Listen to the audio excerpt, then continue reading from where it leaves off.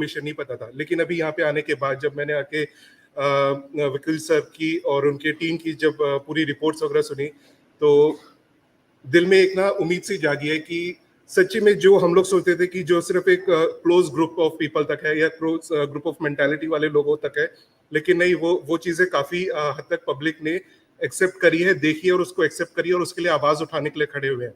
यही चीज आके हम लोग करना चाह रहे थे, लेकिन बहुत सारे जैसे बोलते हैं ना, हम कॉमन पब्लिक है, बाउंडेशंस इतनी थी, बाउंड्रीज इतनी थी, उस बाउंड्री को नहीं लान पा रहे थे। लेकिन अब ये वाली जो चीज जो आप लोग कर रहे हो, ये देख के अब सही में एक उम्मीद जगी है कि डेफिनेटली अब आवाज दोबारा से उठाना शुरू करना चाहिए। और इन सभी के लिए हमने इस इंडस्ट्री में देखा है, जिस फिल्म इंडस्ट्री में देखा है कि चाहे वो दिव्या भारती हो, वो आके परवीन बाबी हो, श्रीदेवी जी हो, सबको आके सब लोग सुसाइड कर लेते हैं। नहीं, ये एक मोड ऑफ ऑपरेंडी था, ये मर्डर किया जाता था और इसको आके सुसाइड में कन्वर्ट कर दिया जाता था। और हम कॉमन पब्लिक, क्योंकि हम जानते नहीं थे, हमारे को चीजें पता नहीं थी, हम भी सोचते थे कि शायद ये सच हो सकता है और हम लोग चुप रह जाते थे। लेकिन जब ये सारी चीजें बाहर आने लगी है और अगर इन चीजों को अभी भी स्टॉप नहीं किया गया, तो इसी तरीके से ये लोग अपना मर्डर करते रहेंगे और उसको सुसाइड नाम देते रहेंगे और जो सच्चाई है वो लोगों के सामने नहीं आ पाएगी। यहाँ पे आके मेरे पास आके कुछ ऐसी फोटोज भी हैं जज साहब, जो कि पब्लिक प्लेटफॉर्म में अवेलेबल है, जो शायद अभी तक उन लोगों के अलावा जिन्होंने डिटेलली उसे नहीं देखा, तो उनके लिए बहुत सारे यहाँ पे एविडेंसेस है जो उनके फोटोज से ही दिखती है कि उनके ऊपर स्टन गन चलाई गई है। स्टन गन जो होता है ऐसे इलेक्ट्रिक शॉक देने के लिए, वो चलाई गई है। उनका पैर तोड़ा हुआ है, उनका पैर टूटा हुआ दिख रहा है फोटो में। ये सारी चीजें हम लोग आके सोशल प्लेटफॉर्म्स में रख के रोटेट करते हैं, लेकिन कभी ये ऑप्शन नहीं मिला कि कोई एक वैलिड, जैसे होता है ना कि हम एक पिटीशन रख के या कोर्ट के सामने ये सब सबमिट कर पाए। हाँ, डेफिनेटली फैमिली ने ये सारी चीजें सबमिट करी होंगी, लेकिन अगर ये सारी चीजें आम जनता तक दिखेंगी, तो हर एक जनता का सदस्य वो उठेगा, वो भी आवाज उठाने के लिए आगे आएगा। ये मुझे फोटो दिखाइए, अगर आप ये देखेंगे पैर टूटे। सर, एक चीज और थी that there was a second chargesheet that was supposed to be filed in Sushant Singh Rajput case by mister Sameer Wankhede. क्या उनको हटाने का रीजन यही था क्योंकि उसमें बहुत सारे पावरफुल्स और इन्फ्लुएंशियल्स के नाम बाहर आते, जिससे सुशांत सिंह राजपूत केस और ज्यादा मजबूत बनता? आज जो हम समीर वानखेड़े के साथ देख रहे हैं, what's happening, is it because he raised his voice for Sushant Singh Rajput? And had he been in this case, I'm sure things would have been different and for the better of the case. So that where is that charge sheet is what I really wanted to ask the CBI there. वो कहाँ है वो charge sheet जो उन्होंने already file की हुई है, वो क्यों सामने नहीं आई है? और for your information, Sameer Wankhede ji के केस में अपना टीम काम कैसा करता है इसका best example, action speaks louder than the words, काम बोलते हैं। शाहरुख खान और आर्यन खान, इनको मतलब ऐसा आरोप लगा कि आर्यन खान को बचाने के लिए शाहरुख खान ने उनकी पर्सनल सेक्रेटरी पूजा दादलानी के थ्रू 18 करोड़ में डील किया और 50 लाख पहुंचाए। और ये आरोप दिखाते हुए समीर वानखेड़े जी पे एफआईआर रजिस्टर कर दी गई और उनके ऊपर डिपार्टमेंटल इंक्वायरी, एनसीबी उसमें कंप्लेनेंट है, और जो विटनेस है उनका सीनियर ऑफिसर ज्ञानेश्वर सिंह, वो खुद उस केस में इंक्वायरी ऑफिसर खुद ही है और खुद ही विटनेस है, राइट। और इसीलिए कैट की उनको जो जीत मिली है वो दैट इज कमेंडेबल। हाँ, तो वही मैं बताना चाह रहा हूँ कि जैसा ये केस फाइल हुआ तो समीर वानखेड़े जी ने कोर्ट में पिटीशन लगाया, वो मैटर चल रहा था और सीबीआई के काउंसिल थे, रोज कोर्ट में आके हर डेट पे इनका इंटरव्यू रिलीव हटाओ, हमको इनको अरेस्ट करना है, हमको ये करना है, करते थे। लेकिन हमारी टीम की मीटिंग हुई, उसमें एक डिसीजन लिया गया। डिसीजन लेने के बाद में पहला पब्लिक इंटरेस्ट लिटिगेशन जनहित याचिका रशीद खान पठान जी की तरफ से फाइल किया गया। रशीद भाई खड़े हो जाइए। एक against Shahrukh Khan, against CBI, against NCB. दूसरा समीर वानखेड़े जी के रिट पिटीशन में इंटरवेंशन फाइल किया ईश्वर अग्रवाल जी ने। ये पिटिशनर है, उनका काउंसिल मैं हूं उस केस में। अब 2 लाइन का केस था और कॉमन मैन एक्चुअली हंसेंगे उस चीज के लिए। हमने कहा कि ऐसा मान के चलते हैं, आपके आरोप सही है कि शाहरुख खान ने 18 करोड़ में डील किया और 50 लाख पहुंचाए। सेक्शन 12 और section 8 of prevention of corruption act वो ये कहता है कि जो ब्राइब देता है वो पहला आरोपी है। तो और अगर ब्राइब दिया तो उसने 15 दिन के अंदर सीबीआई को इन्फॉर्म करना चाहिए कि अगर दबाव में दे दिया। यहाँ तो 2 साल हो रहे हैं और आप उसमें एफआईआर कर रहे हो। शाहरुख खान को आरोपी क्यों नहीं बनाया आपने? शाहरुख खान को आरोपी बनाइए। एक दूसरी चीज, जो प्रूफ्स एविडेंसेस अवेलेबल थे उसके बेस पे आर्यन खान भी प्राइमा फेसी अक्यूज्ड है और आर्यन खान के ड्रग्स चार्ट है। अमिताभ बच्चन की जो पोती है नाव्या नवेली नंदा और ऐसे अदर बड़े बड़े लोगों के नाम है। वो उनका एनसीबी का ही रिकॉर्ड अग्रवाल जी ने हाई कोर्ट में पेश किया और कहा कि इसका इन्वेस्टिगेशन क्यों नहीं हुआ।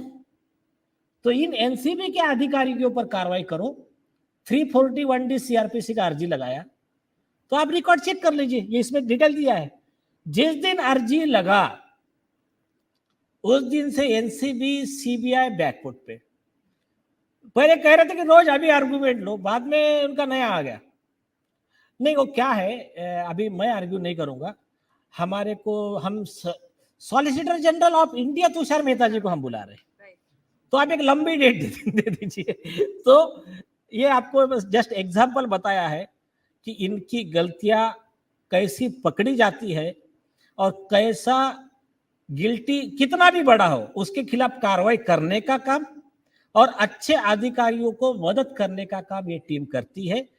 ये ऐसे एग्जाम्पल से पूरा वो आप ब्रोशर में देख लीजिए, आपको वेबसाइट में भी डिटेल मिल जाएगा। इंडियन बार एसोसिएशन की वेबसाइट में भी देख लीजिए, आपको सब मिल जाएगा। तो सब उसमें डिटेल दिया हुआ है।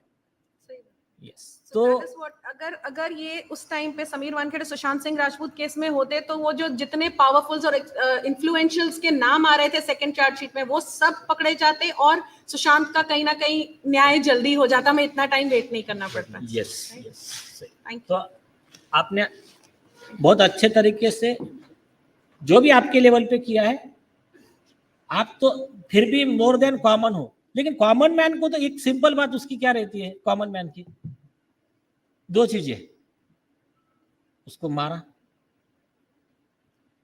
आंखों पे काला, ये एक्चुअली मर्डर है, क्लियर दिख रहा है, तुम्हारा ही कैबिनेट मिनिस्टर कर रहा है, तो आरोपी को सजा क्यों नहीं हो रही? बस कॉमन मैन को इतना ही।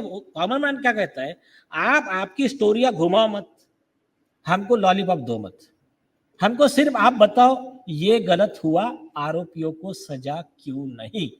यही है हमारा जो कॉमन मैन का सवाल है। और जो हमारे ही टैक्स पेयर के मनी से जो अधिकारी काम, अधिकारी हो, जज हो, शपथ लेते हैं, मैं संविधान के दायरे में रहकर किसी के साथ पक्षपात किए बिना, विदाउट फियर और फेवर, कानून में, संविधान कानून के दायरे में रहकर मैं न्याय करूंगा, अपने पद का निर्वहन करूंगा। मिनिस्टर भी लेते हैं, प्राइम मिनिस्टर भी लेता है, लेकिन काम करते हैं उस शपथ के खिलाफ। तो ऐसे लोगों को उनकी सही जगह कहां पर है? उनकी जेल। तो उनके सही जगह पर पहुंचाने के लिए ये जनता की महाअदालत है।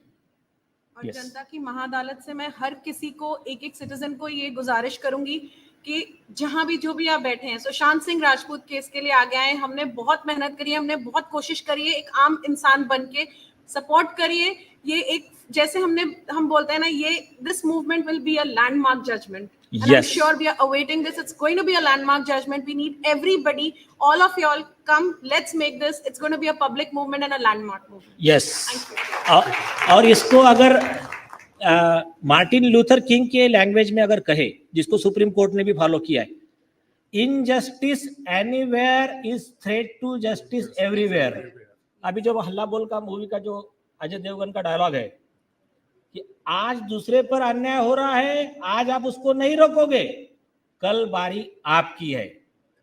उसके बाद में this world suffered a lot because of silence of good people then the violence of bad people. इस देश का, ये पूरे दुनिया का ज्यादा नुकसान अच्छे लोगों ने चुप रहकर किया है, बजाय इसके कि बुरे लोगों ने पाप करके किया है। तो आप अगर अन्याय के समय बोलोगे नहीं तो पाप के भागी आप भी हो। जो जैसा एक कविता है ना कि समर शेष है नहीं पाप का भागी केवल व्याध, जो तटस्थ है समय लिखेगा उनके भी अपराध। तो आपके कर्मास ये भी लिखे जा रहे हैं और हमारे लॉ में भी act of commission and omission दोनों ऑफेंस है। तो ये लोग समझ जाए तो उनके लिए बेहतर है, नहीं तो देखिए लोग मदद करेंगे, जल्दी होगा, नहीं तो काम रुकने वाला तो है नहीं। यस, और आपको कुछ कहना है? इन फोटोज दिनेश कुमार दीपाल। इस जनता की महाअदालत की पहली कार्रवाई में आपने देखा जनता ने इसमें पार्टिसिपेट कर लिया है। दिनेश जी और दीपाली जी का मैं बहुत थैंक्स करता हूं, जो जनता की महाअदालत की कार्रवाई में उन्होंने अपना योगदान दिया है। दिनेश जी ने कुछ सबूत जनता की महाअदालत में पेश किए हैं, जिसके अंदर ये दिखाई दे रहा है कि सुशांत सिंह राजपूत के पैरों पे बॉडीली इंजरीज थी। ये एविडेंसेस उन्होंने जनता की महाअदालत में पेश किए हैं, मैं उनका धन्यवाद करता हूं। और जैसा कि इन्होंने कहा है कि एक ग्रुप बनाया है इन्होंने एसएसआरियंस, तो इस देश में एसएसआरियंस जितने भी है उनके लिए मैं इस जनता की महाअदालत के थ्रू एक ही मैसेज देना चाहूंगा, हल्ला बोल कम है। जनता के पास इस मैटर में जितने भी सबूत है, जो पार्टिसिपेट करना चाहते हैं प्लीज सामने आइए, हम इंसाफ दिलाएंगे। और बाद में हमारे मनु भाई पटेल भी जी कुछ कहना चाहते हैं, तो पहले इनका हो जाने दीजिए, बाद में।